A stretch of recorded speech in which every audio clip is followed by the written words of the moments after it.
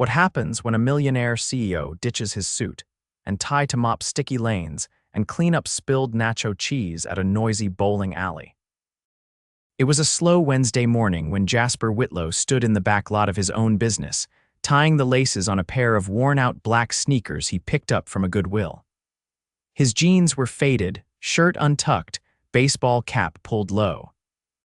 No one would guess he was the CEO of a 17-location bowling alley chain spread across 5 states. He never planned to run the company. His father had built it from the ground up, a man who knew every employee by name. But when Jasper inherited it 3 years ago, he focused on expansion, new lanes, better food, sleeker branding. Somewhere along the way, he'd lost touch. Lately, reports had been vague, some locations underperforming, staff turnover creeping up. His district managers offered polished summaries that sounded too clean, too rehearsed. So he picked one of the mid-tier stores, Store 13, located in a busy suburb, and showed up undercover as Jay, a new trainee sent from a temp agency. It wasn't unusual. The company often hired short-term workers during peak seasons. Plus, this location had just lost 2 part-timers due to personal issues. According to the last report, no one at this store had ever met him. They'd only seen his name on emails or heard about him from upper management. It was the perfect storm for him to slide in unnoticed. As he walked through the back door, the smell of fried food and shoe disinfectant hit him. A tall, wiry guy with a clipboard and a Bluetooth headset waved him in. "You the new temp?" the guy asked, barely looking up. "Yeah, Jay," Jasper said. "Temp work sent me." "Okay, cool, I'm Damon, the manager. Grab a mop, front lanes are a mess." Damon didn't ask for ID, didn't introduce him to anyone else, just pointed and walked off. Jasper grabbed the mop and rolled out. The first thing he noticed wasn't the mess, it was the tension. A girl behind the snack counter was moving stiffly, her shoulder hunched oddly. A younger guy was taping up a sign near the arcade, wincing every time he lifted his arm. "Hey," Jasper said quietly to the girl, catching her near the soda fountain. "You okay?" She looked startled. "Yeah, just tweaked something last week, it's fine." "Did you tell anyone?" She shook her head quickly. "No point." That sat heavy in Jasper's chest. He didn't push, not yet. The rest of the day was a blur of sweeping popcorn, wiping sticky tables, and trying to keep out of the way. He watched Damon bark at people without listening. He watched a cashier get scolded for asking to switch her break time. He watched a mechanic get ignored when he mentioned a faulty lane sensor. By late afternoon, Jasper's back ached and his shirt was damp with sweat. He ducked into the break room for a water and found a woman sitting stiffly with an ice pack pressed to her wrist. "Rough day?" he asked. She glanced up. "Just slipped near the ball return earlier." Damon said it wasn't bad enough to report. Jasper sat down across from her. "You sure you're okay?" Her mouth twisted. Does it matter? It was the 3rd time he'd heard something like that today. Before he could ask more, Damon poked his head in. "Jay, breaks over, let's go." Jasper stood but didn't move. "You told her not to report an injury." Damon blinked. "It wasn't serious. And you're a trainee, Jay, let's keep roles straight." Jasper walked out without a word, fists clenched. That night, he sat in his car outside the alley, staring at the glowing neon pins above the roof. This wasn't just bad management, it was dangerous. He thought about his dad, who used to say, "If a place is broken, you fix it with your own hands." So that's what Jasper planned to do. The next morning, he showed up earlier. He swept, he watched, he listened. And what he saw made his stomach turn. Damon brushed off every mention of pain or injury. A dishwasher slipped on a greasy floor near the back kitchen. Damon looked at her ankle, grunted, and told her to walk it off. She limped for the next hour, her socks soaked through from melted ice in her shoe. Jasper followed behind her and whispered, "You need to log that." Damon said, "If we file too many reports, the district manager cuts our bonuses." Jasper's jaw tightened. That afternoon, Jasper caught a quiet moment with the guy from the arcade alley, barely 20 years old. He'd been hauling boxes when he hurt his shoulder the week before. "Did anyone help you with that?" Jasper asked. "Nope." "Why didn't you say anything?" Damon said it'd go on my record. "Didn't want to lose hours." Jasper sat back, stunned. This wasn't just Damon being careless, this was policy-level fear. People were scared to speak up. and the numbers that looked clean on paper. They were built on silence. Jasper stepped out back for air, hands on his hips. He had to be smart. He couldn't just blow his cover now, not yet. He needed more. He needed to see how deep this culture ran, so he stayed another day. Then another. He worked double shifts. He saw Damon throw out a first aid slip instead of filing it. He saw a girl cry in the freezer after being told her hours were cut because she was slow. He watched a mechanic patch a broken pinsetter with tape and a prayer because no one approved the repair budget. By the end of day 4, Jasper had a list.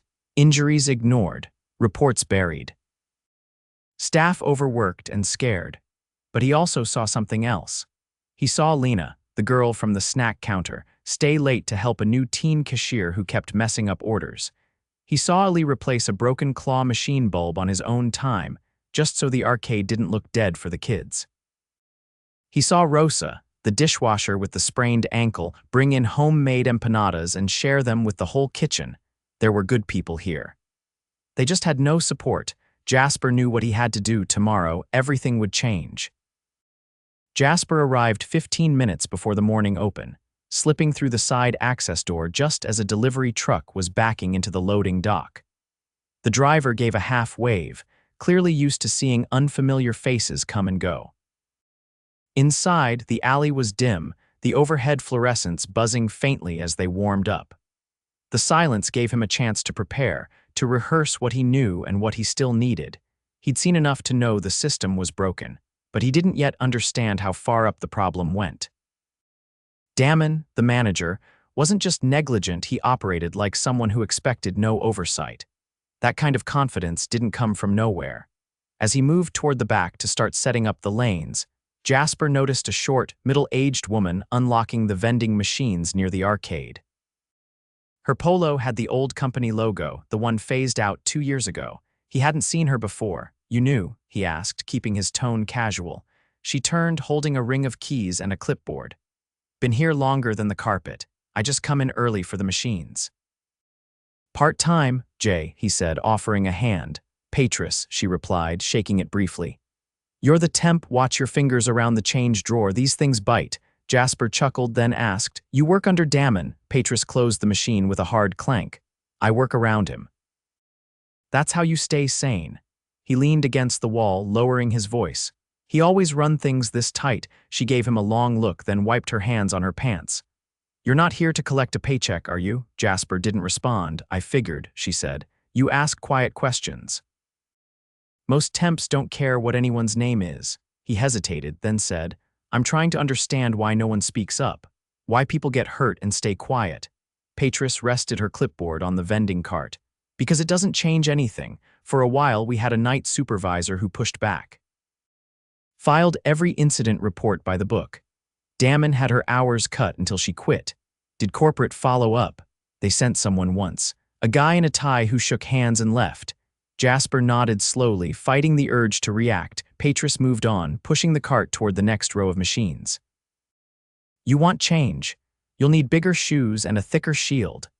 By the time the doors opened to customers, Jasper was already wiping down the scoring tablets at each lane. The morning rush was mostly retirees and young parents with toddlers. Light business, but still enough to stretch the skeleton crew. Rosa was back, her ankle wrapped. She moved slower today, but no one offered to rotate her out of the kitchen. When the fryer jammed mid-shift, she crouched down to fix it while Damon paced behind her, checking his watch. "You gonna get that done today?" he asked, his voice sharp. Jasper was behind the front desk when it happened. He stepped closer without thinking. "She's moving as fast as she can," he said. Damon turned. "Excuse me?" Jasper didn't blink. "If the fryer's that critical, maybe grab a wrench and help." Damon stared at him for a beat. "You don't talk to me like that, Jay. Just saying what everyone's thinking. Go clean the bathrooms." Jasper held the stare a second longer, then walked off. He didn't care about the toilets. He cared that Damon had zero hesitation humiliating staff in front of others. That behavior didn't happen in a vacuum. It echoed from the top down. In the restroom, he found the janitor's closet half-stocked. No gloves. Half-empty bleach bottle. He made a note to check supply orders later. By lunchtime, the pace picked up. Birthday parties started trickling in along with a school group. The staff scrambled to cover the gaps. Illy ran food trays between the kitchen and lanes, sweat soaking through the back of his shirt. Lena handled the cash register alone, juggling lane assignments and shoe rentals without missing a beat, but her jaw was tight. Jasper stepped beside her. "Want me to run shoes for a bit?" he asked. She hesitated, then nodded, already scanning the next customer's barcode. As he handed out sizes and cleaned returned pairs, he listened. A mother complained the pizza was cold. A teen bowler asked for bumpers and got waved off. No one had time to care. At one point, Lena whispered, "We're supposed to have 6 people on shift during peak." "Today we have 4. "Why?" Jasper asked. "Damon said budget's tight, told us to make it work, we always do." "What happens if you don't?" She smiled bitterly. "Then we get told we're replaceable." Jasper's stomach turned. Mid-afternoon, he caught Damon in the office, the door cracked open. Inside, Damon was on the phone, voice low. "I told you I'm not logging those. If corporate asks, we were fully staffed and no incidents. That's how we keep the bonus pool." "Yeah, I know, they don't check. They barely read the reports." Jasper stepped back before he was seen. The call confirmed his suspicion. Damon wasn't acting alone. He was gaming a system that rewarded silence and punished transparency. Later, as the evening rush hit, a customer slipped near the ball return. She caught herself on the edge of the lane, but her knee hit hard. Jasper helped her up, offered her ice, and guided her to a bench. "Someone should write this up," he said. Damon appeared from behind, already shaking his head. "She's fine. Liability only kicks in if they leave in an ambulance." Jasper turned to the woman. "Would you like to file an incident report?" She looked between them, uncertain. Damon spoke over him. "It's not necessary. You're okay, right?" She nodded weakly. Jasper gave her his name, his real one, and told her he'd follow up. Back in the break room, he found Illy sitting on an overturned milk crate, rubbing his shoulder with a frozen water bottle.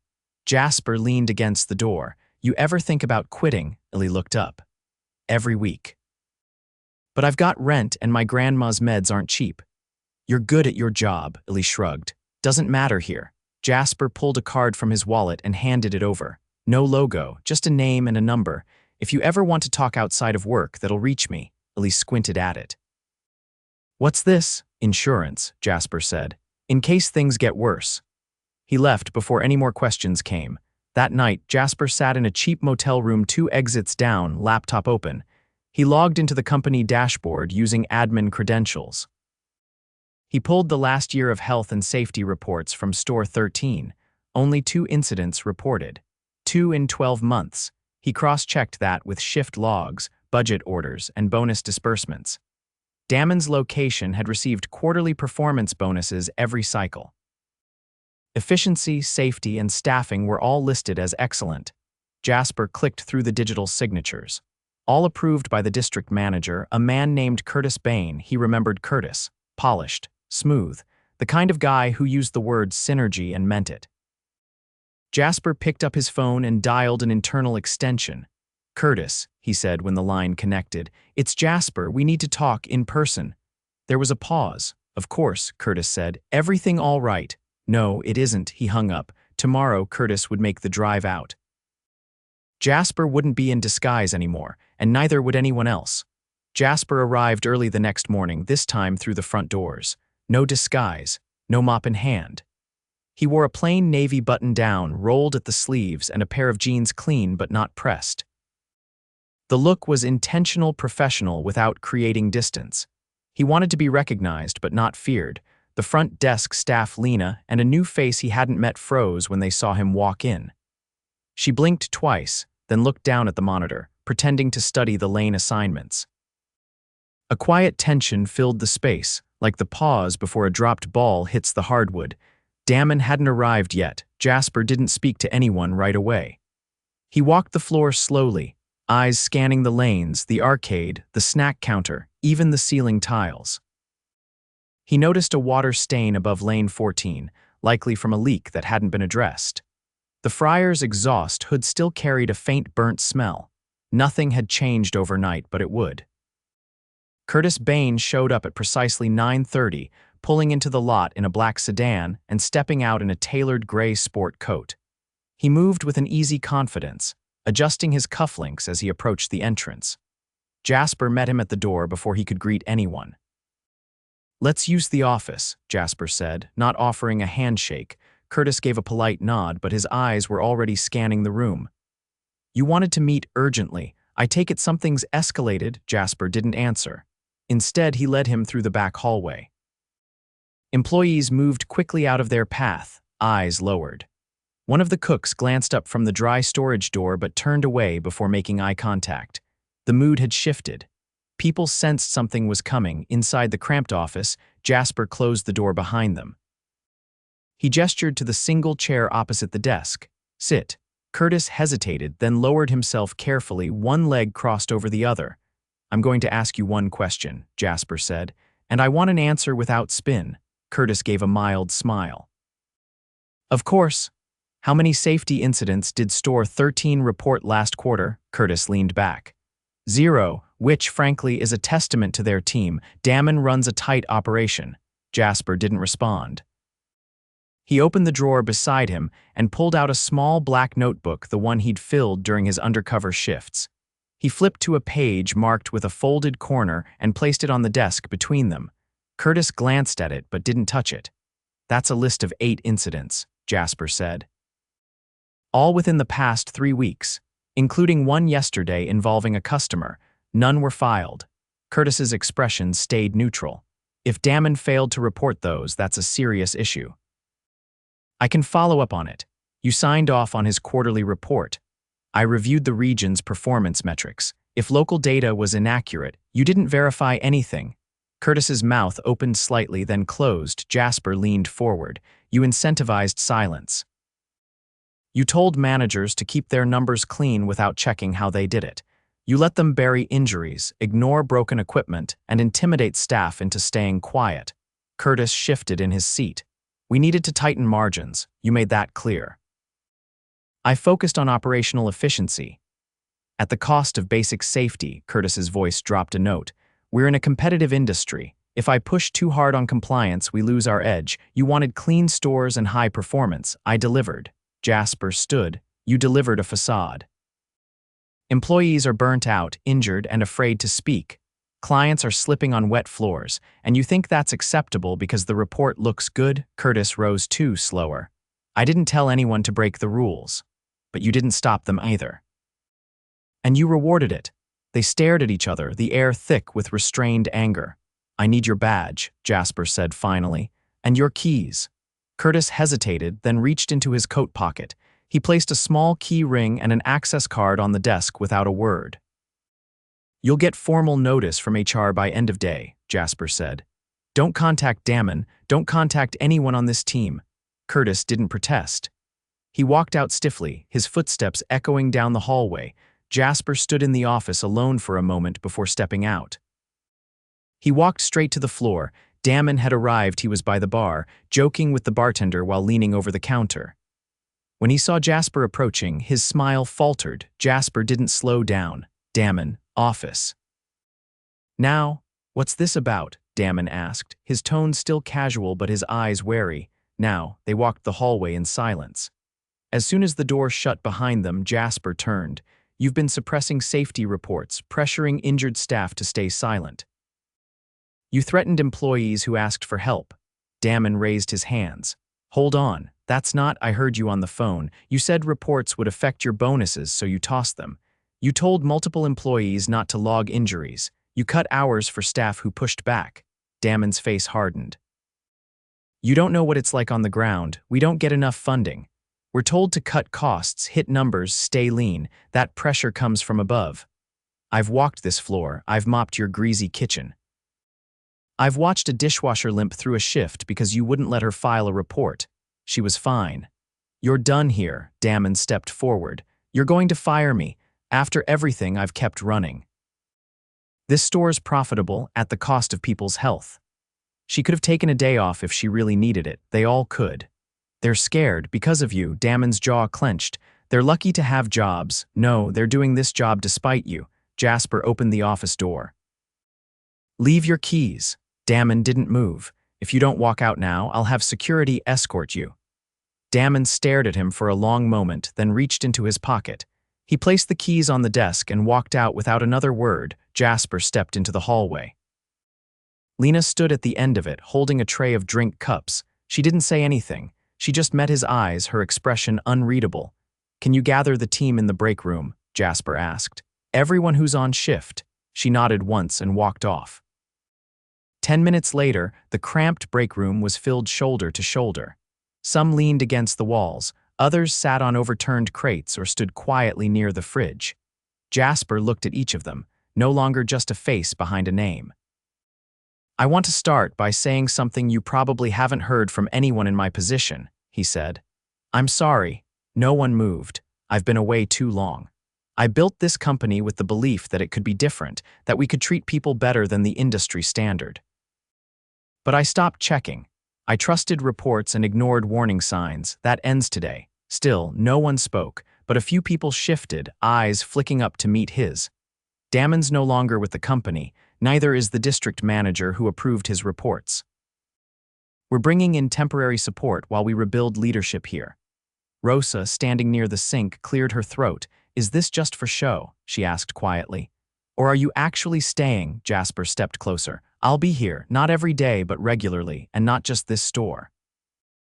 I'm visiting each location over the next 2 months, unannounced, unfiltered." A few eyebrows raised. "I'm also reopening every injury report from the past year. If there's something that wasn't documented, I want to hear it. No retaliation. If anyone tries, they'll be gone before their shift ends."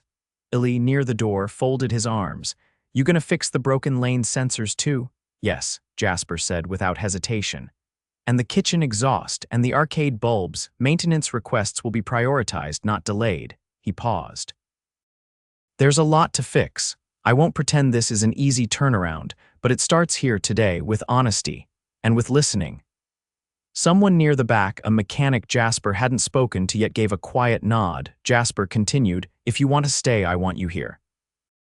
If this place has broken your trust and you're done, I understand. But for those who stick around, things are going to change." He scanned the group one last time, starting with how we treat each other. The break room stayed silent for a beat longer. Then Lena stepped forward. "Then let's start with a new schedule. We're still short 2 people today." Jasper nodded. "Let's fix that." The following morning, Jasper stood just outside the employee entrance, waiting with a clipboard tucked under one arm. The alley wasn't open yet. A light drizzle tapped against the awning above him as the staff trickled in, some looking uncertain, others just tired. He greeted each person by name this time, not because he had to, but because he finally could. Rosa arrived with a cloth brace around her ankle, walking more steadily than she had all week. She gave him a small nod without slowing. Lena followed a few minutes later, wearing a windbreaker and carrying a large thermos. She met his eyes briefly, then headed to the front desk. No one was openly chatty, but the air was different, less guarded. People spoke to each other in full sentences instead of clipped exchanges. There was movement, but not the kind that came from panic. Inside, Jasper met with the temporary operations supervisor he'd flown in from another region, a woman named Dana, who had managed a flagship alley in Colorado for over 6 years. She knew the systems, the equipment, and more importantly, how to run a floor without burning people out. She didn't arrive with a clipboard or a speech, just comfortable boots and a no-nonsense expression. "You'll have full authority to manage day to day," Jasper told her in the office. "But I want a weekly rundown, real numbers. No fluff." Dana nodded. "I've already started reviewing shift reports. Payroll's off. Some employees were logging out but still working. We'll clean that up quietly. No public callouts." He handed her a folder. "This is the list of staff who have stepped up. Keep them close." She flipped through briefly. "These people holding the place together, they are the place." From the hallway, they heard the sounds of the arcade powering up and the fryers clicking into preheat. Dana stood. "I'll do walkthroughs every few hours, and I'll rotate myself into the kitchen today," she said. "No one trusts a manager who doesn't get grease on their shoes." Jasper gave a short laugh. "You'll fit in fine here."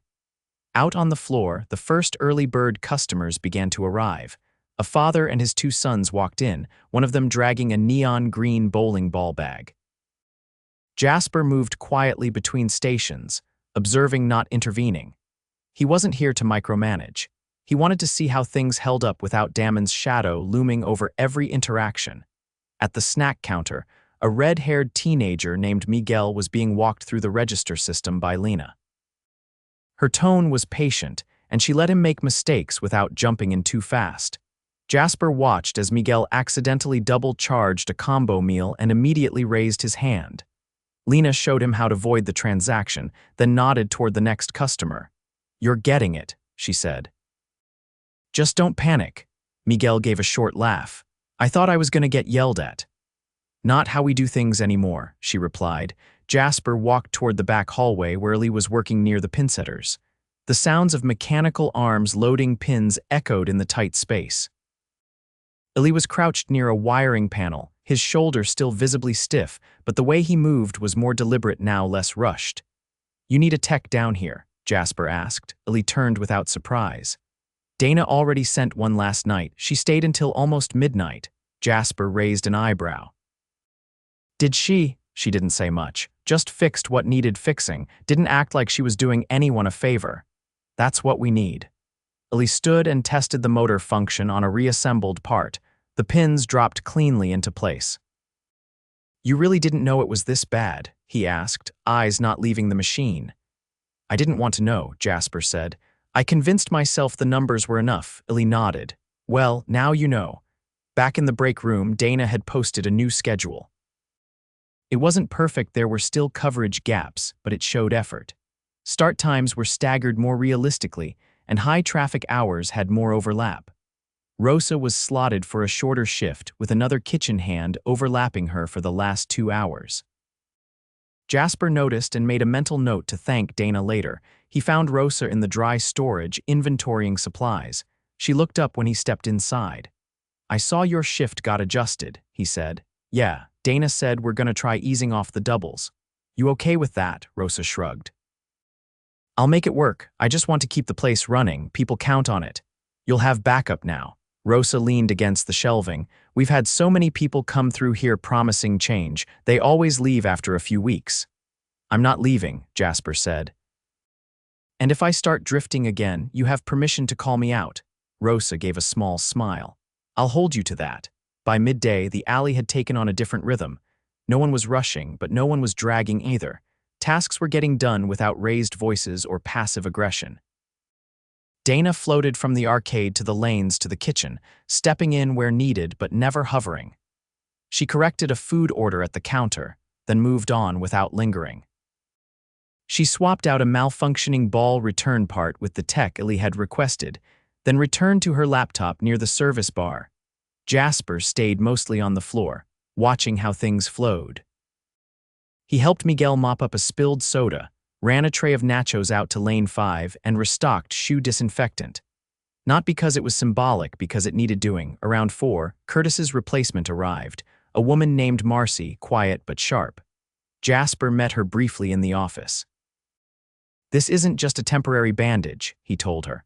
"I want long-term systems built, not just reports, conversations. If a manager doesn't know what their people are dealing with, they're not managing." Marcy nodded once.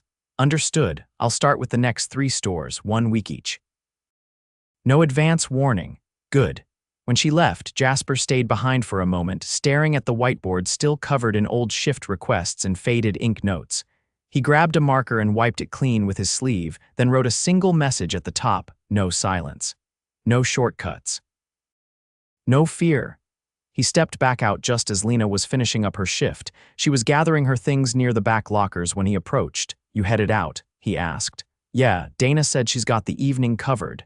Thank you for everything you've held together." Lena zipped her hoodie. "I didn't do it for you, I know. That's why it matters."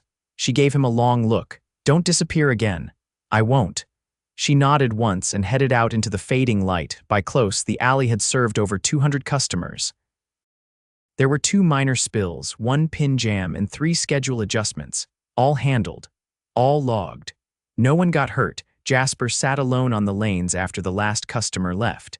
The lights were dimmed to their nighttime mode, soft blue glows casting shadows over the polished hardwood. A few balls sat idle in the return trays, their surfaces scuffed from use. He watched the pins reset one more time, the quiet mechanical rhythm clicking into place. Then he stood, stretched his back, and walked toward the exit. As he reached the door, he paused, glancing over his shoulder once. This wasn't the end of anything. It was the start of what the place should have always been.